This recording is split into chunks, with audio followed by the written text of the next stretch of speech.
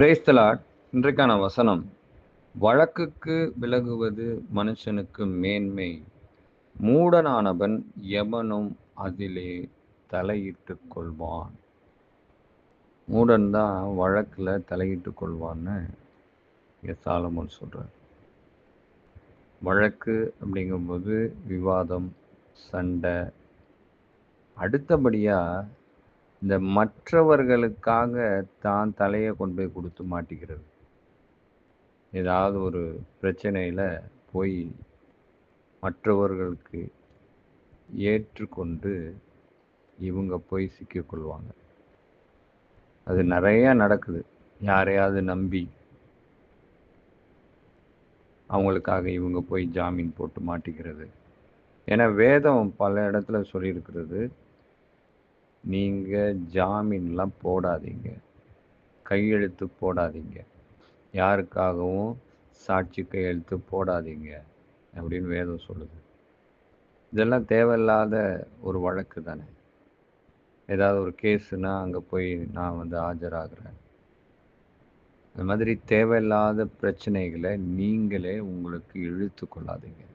உங்களை சுற்றி உள்ளவர்கள் மூலமாக உங்களுக்கு வரக்கூடிய இந்த சண்டைகள், விவாதங்கள், வழக்கு, இதில் எல்லாம் ரொம்ப ரொம்ப கவனமாக இருங்க அப்படின்னு இங்கே சாலமோன் சொல்கிறார்.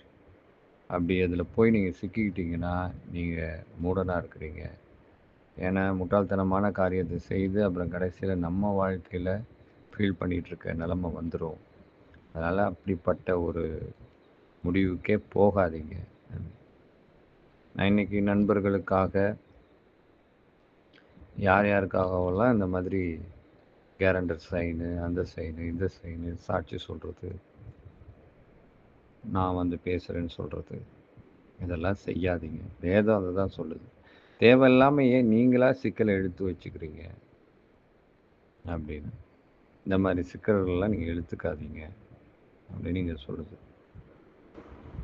சண்டையின் ஆரம்பம் மதகை திறந்து விடுகிறது போல் இருக்கும், ஆதலால் விவாதம் எழும்பும் முன் அதை விட்டுவிடு. இதை ரொம்ப கவனமாக நாம் கவனிக்க வேண்டியிருக்கு.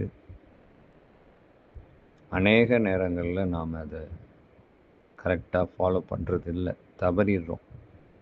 ஒரு சண்டை வருதுங்கும்போது அந்த இடத்துல நீ அதை விட்டுறது நல்லது அப்படின்னு ஆண்டவர் சொல்கிறார். சில நேரங்களில் நாம் என்ன பண்ணுறோம், அது எப்படி சொல்கிறது, நமக்குள்ளே அந்த நன்மை தீமை ரெண்டுமே இருக்கிறதுனால பல நேரங்களில் நன்மை வெளியே வராமல் தீமை வெளியே வந்து பல பிரச்சனைகளை உருவாக்கிறது. அதுக்கு கவனமாக இருக்கணும் அப்படின்னு தாவீது சொன்னது போல், என் நாவை காத்துக்கொள்ள எனக்கு உதவி செய்யுங்க. அதுபோல் இந்த மாதிரி நாம் ரொம்ப கவனமாக இருக்கணும். தேவையில்லாத சண்டை, விவாதம். வசனம் சொல்லுது, முட்டாள்கிட்ட போய் நீ என்னத்தை தான் சொன்னினாலும் அங்கே ஒரு பிரயோஜனம் இல்லை. முத்துகளை கொண்டு போய் பன்றிகள்கிட்ட போட்டால் அது என்ன ஆகும்? அது திருப்பி ஒன்று பீறி போடும்னு ஆண்டவர் சொல்கிறார். அப்போது ஞானமுள்ள வார்த்தைகளை நாம் போய் முட்டாளிடம் பேசும்போது அவர்கள் திருப்பி எதிர்த்து தான் வருவாங்க. அவங்க அதை உணர்ந்து திருந்த மாட்டாங்க, எதிர்த்து வருவாங்க, நமக்கு தீங்கு செய்யணும்னு நினைப்பாங்க. அதனால் எங்கே எதை பேசணுமோ அங்கே தான் அதை பேசணும், எல்லா இடத்துலையும் பேசக்கூடாது. சில இடங்களில் தேவையில்லாத விவாதங்கள்லாம் வரும்.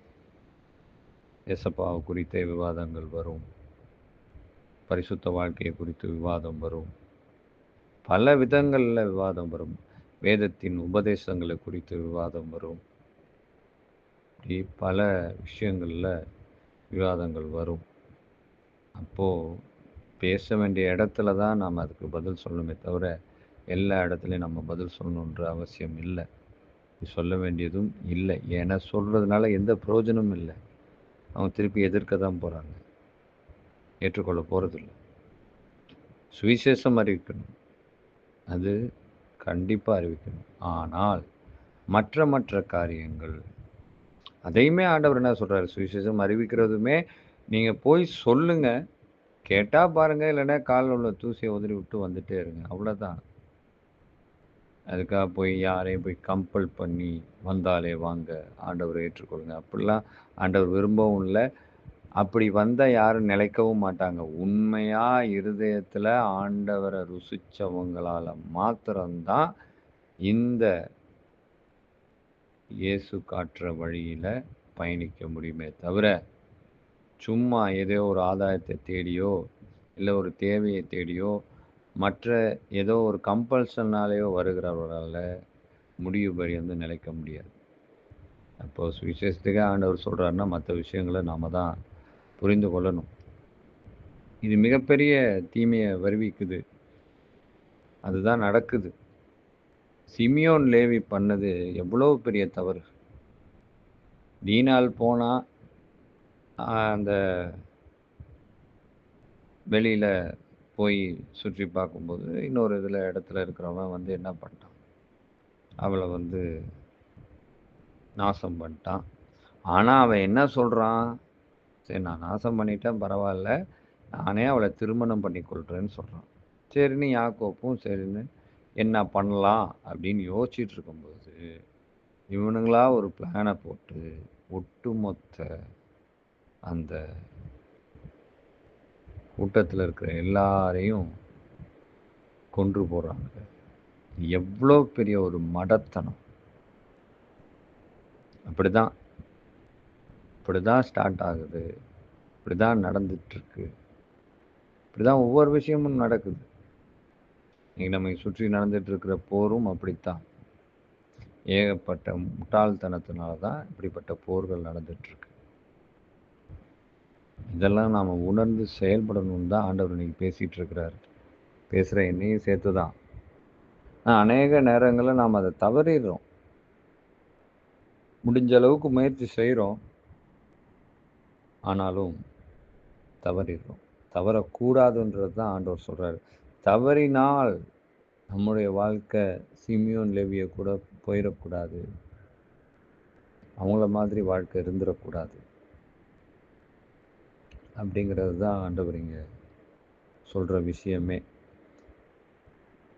அடுத்தபடியாக யாருக்கும் ஏற்றுக்கிட்டு கையெழுத்து போடக்கூடாது.